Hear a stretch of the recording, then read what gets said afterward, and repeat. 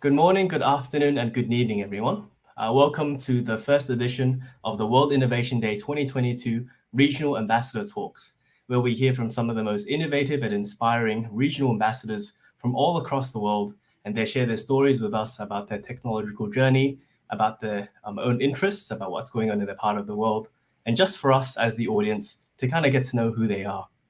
Today, we have Magno Silva. He is the CEO of Scientia, and he'll be talking to us about AI and its consequences for humanity's future. Thank you for joining us, Magno. How are you going? Thank you, Jensen. I'm great. Thank you. How are you? Good, good. It's quite late here. What time is it over where you are? It's 8 a.m. Really Okay, early. on opposite We're time starting the zone. day. Yeah. Perfect. So I know who you are. I'm very impressed by what you've accomplished and done, but I feel like the audience may not necessarily know that background.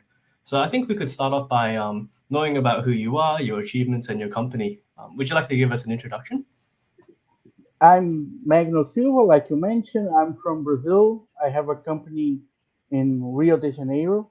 We are an AI startup. We work mostly with mathematicians and statisticians, building applied mathematics and applied statistics, which people commonly call AI.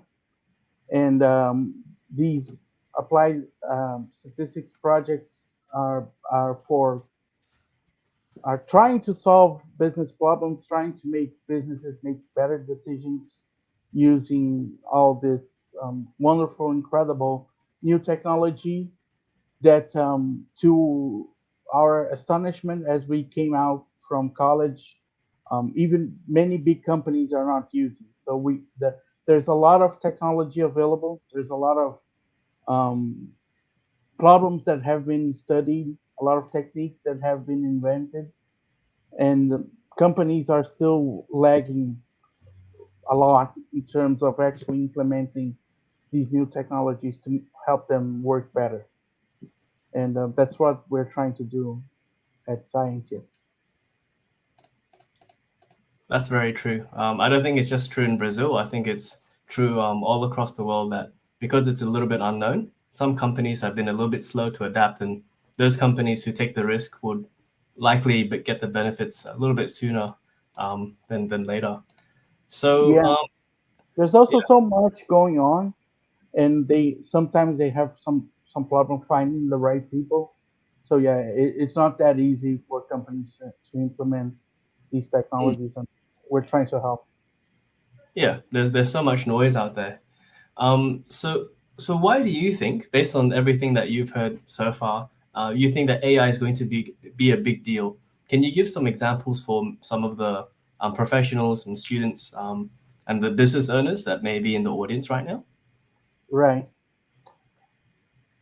AI is probably going to be the largest transformational technology that we will see in probably in our lifetime. It's going to be many people are considering it to be something incredibly transformative. I read that Forbes think it's going to be the technology of this decade, and definitely it can change a lot. Um, One of the things that it can do is forecasting, um, forecast, forecasting a bunch of different variables to help businesses try to predict what's going to happen to their sales, their marketing, try to help them make better decisions, and try to um, forecast customer behavior to make more targeted um, decisions, more targeted offers that actually help people make offer people stuff that they actually want. And I think that that's one of the a huge difference from having sales and marketing directed by data and by AI technology and not having it. When I look at companies that don't have things like that, you see offerings that are completely wrong, that are terribly matched to what they're trying to do, and they have a very hard time figuring out how to grow, how to sell, and it's very it's very frustrating to many of them. And the other thing that we particularly work with, and I think it's going to be very transformative, is applying AI to logistics and supply chains. It is very impactful, not only in terms of saving thousands and thousands of dollars. We, especially in big companies, in multinationals, we see savings that are astonishing. They make huge differences, but it also can help with sustainability, and it can help make these companies, um, in making them more productive. They can be more sustainable as well, and so this can be very impactful to the world, as if we can make this as broad as we can. It's a technology that can really help us make huge impacts in the economy to make us more productive and less wasteful. Mm, mm. And what do you think are going to be the consequences of this technology for humanity's future? Like you've given us some really great examples about how market intelligence can be targeted to make sales more effective for commercial, for businesses in particular. But how do you think it's going to affect humanity's future broadly? Yeah, I think that is the main question. What is going to be our future? I can see two ways we could this could go. It could go very badly. AI could be used to manipulate people, as it has been used. It can be used to make people addicted to social media. It can be used for many terrible things. It can be used to take jobs. It can be used to automate stuff and make this uh, world have more wealth concentration. That would be the bad outcome. Or it can be used to make humanity much better off. As we've seen in our history, whenever you get these technological revolutions, um, they've made humanity so much wealthier. It has, and most of them has benefited humanity in many different ways. Um, Poverty has diminished worldwide a lot if you look at historical economics, and I would hope that this new technological revolution also helps people. And to me, to make sure that um, we get a good outcome, we need to be aware of the ethical consequences. We need regulation, and we need to make sure that the benefits of these technologies are not concentrated only on the wealthy, but that these benefits are distributed to the whole of humanity. Mm. Yeah, it's very interesting that you use the word consequence, because it kind of denotes that it could be something that's good, but it's something that could potentially be unexpected. Like, what are the unexpected consequences of this? I think you've illustrated that very well. There's a lot of some founded fears about how automation can take jobs. It's not fully a rosy picture, but with the right governance and the right kind of people in charge, I think you've made a great point that can definitely be a lot more positive than good. So, how can we support the development, the positive development of these technologies? I think events like the Hackmaker events, the World Innovation events are definitely a great way to help both give some young students, people that are starting out, opportunities to learn and implement these, and also think about how we can use these solutions, these technologies for good. I definitely I've worked on different um, um, hackathons. I've organized a hackathon here in Brazil to fight against COVID, and I do believe that these sort of events and any other events involving technology that try to think of ways to use it to help people are definitely a good way to try to direct people into thinking more about how to use these technologies for good and Mm, supporting universities and all other communities of students that are trying to learn definitely are great ways to try to direct people into a beneficial path to humanity. wow, that's a great point. I might go a little bit off script before our next question. Do you want to share your experience about running that hackathon in Brazil to the audience? What was the hackathon about? How did the participants get it? Yeah, it was definitely much harder than I thought, but I actually one of the main experiences that I used to organize my hackathon was the first time I mentored for Hackmakers. I was impressed by the quality of your um, documentation, all the helpful messages that you had, all the helpful documents, and the different things that you made available both to mentors and to participants. It was actually one of the things that inspired me to organize this, and I took a lot of inspiration from these documents to try to organize this event and um, help people participate in it. And it took about 1 or 2 months to organize, and it was a small hackathon. We only had five um, groups that actually sent solutions, but it was something.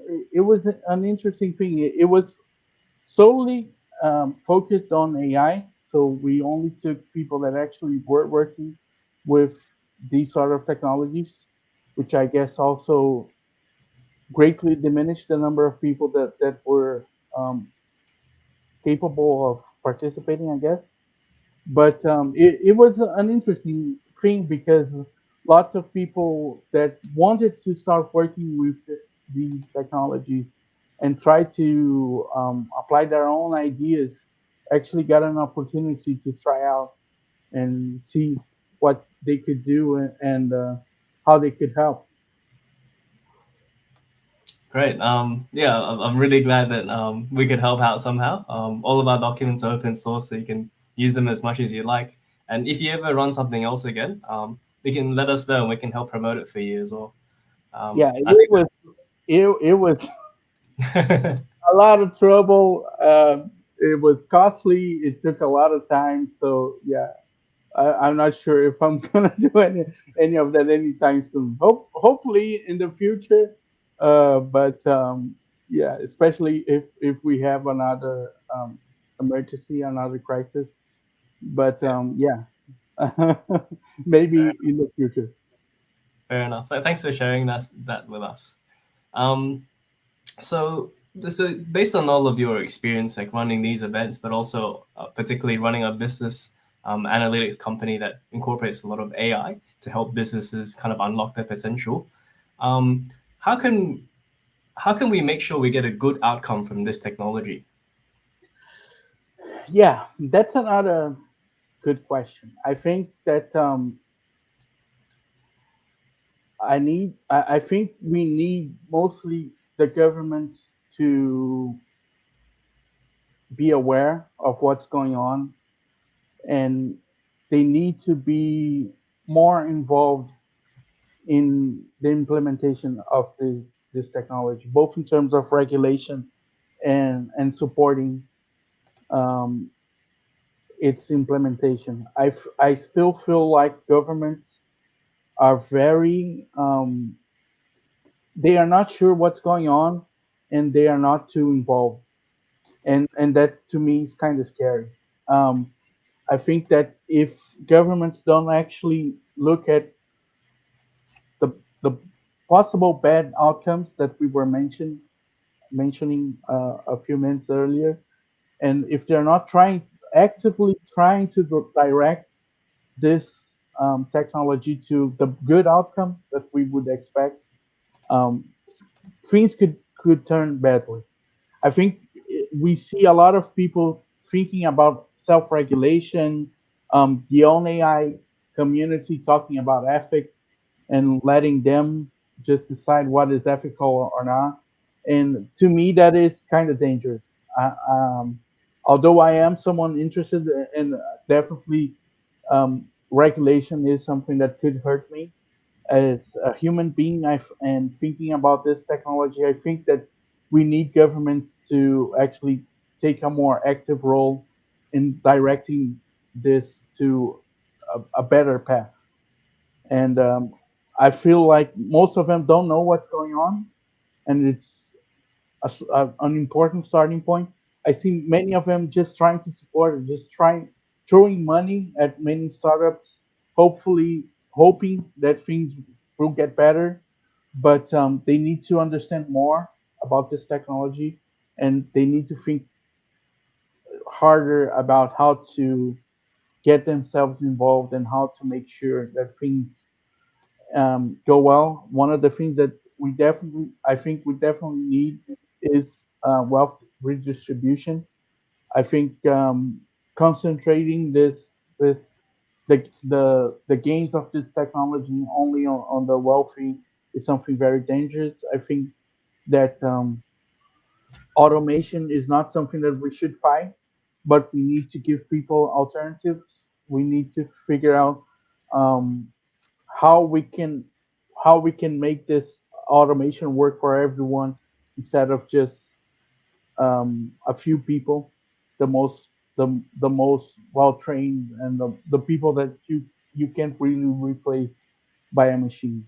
It's it's something that we need to figure out, Mm, mm, and we need governments to get involved for yeah, sure. it's yeah, possibly one of the slowest organizations. We need the fastest reactions yesterday about this very fast-moving technology. Just want to remind everyone in the audience that if there are any questions or comments, you can share them here. I'll just put a few of them up before I um, give the opportunity for Magna to answer them. We've got Felicity, thanks for joining us. Hasina, we think there's excellent points that you've made. Magna, Thank you. hello Kyle, Hello. thanks for joining us. Paul, that's correct. We have talked very much about the consequences along with the opportunities. Hasina, um, yeah, I think there's something we all agree with is that we all have to be informed by AI. I think this might be a question. Um, Everyone has good and bad points. We have to exchange things. Remember what was said about the television? We have to find balance. AI is improving lives. What do you think about that comparison with television technology, Magna? Yeah, television definitely made a huge change in terms of communicating to people. It was very one directional, right? Someone transmitting some information to a lot of broadcasters that just consume it. And now we have something completely different with social media and events like this one, where you can actually directly communicate with your audience. You're not just talking at them, you're actually talking to them, and they are responding, and you're now having a dialogue, right? So this is we're definitely making a huge change in how we communicate with people, and now that we also have AI in the mix, um, I mean it's hard to say what are going to be the consequences, but definitely we're looking at a much different um, world than than before. And all these technologies we have, it takes time to understand their consequences, how they will transform the way that we behave. But hopefully we can do it sooner than later, and hopefully we can steer change for good instead of just seeing what happens, which I think is um, possibly dangerous. Hmm. Right. Might just put up an extra few comments. I think those are all the questions we have. But Usama says, excellent presentation. If Sal's also finding it quite an amazing presentation. Um, Thank you. Help. It was definitely helped by this great um, interviewer that we have here, Jensen from Hackmakers. Thank you. No worries. It's part of just part of the job. Okay. And yes, double double. It's great to have us online on our different platforms right now. I might just finish off with maybe I'll just open it up to you, Magno. What else should the audience know about what Scientia does, its services and products that they have, and how, if they're interested in this, how can they get in contact with you? Well, we work mostly with forecasting, sales and marketing, and finance variables. We work with optimization, trying to understand customer behavior. Hopefully, it can help companies sell more, spend less, make better decisions. And we also have a whole, a huge number of different solutions for logistics that help them also save money, be a lot more productive, um, have less problems fulfilling orders, serving their clients using lots of some very advanced optimization techniques. And basically, what we do is using mathematics and statistics to help companies. Right? If people want to contact us, they can visit our website, scientia.site, and send an email to sales@scientia.site. They can visit our LinkedIn as well. Um, we're mostly active on LinkedIn. Yes, thank you for putting our website. And yeah, contact us, follow us. We are always trying to create more AI content, talking about what we do. We like to talk about how we can try to make this technology help businesses and also help humanity. I've worked in I've done dozens of volunteer work with homeless people, with people from favelas, from people that are, suffer from poverty, and we're always trying to figure out ways to also use these technologies to help people that are in need. So yeah, if you whoever is interested in staying in touch, thinking of new ideas, go ahead and reach out to us. Right. Okay. I was good, just about to close off the interview, but we have one more question that just snuck in at the last minute. If you'd like to answer it, it's from Vam Vimbai.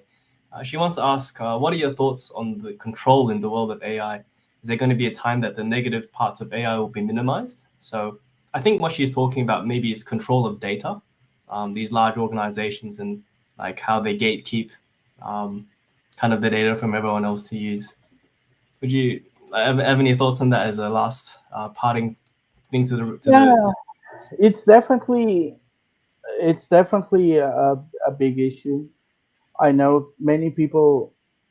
I've seen many people, especially funnily enough, in Silicon Valley, thinking that it's impossible to compete with the big techs because they have so much more data that you won't be able to compete them. I think that's a bit exaggerated.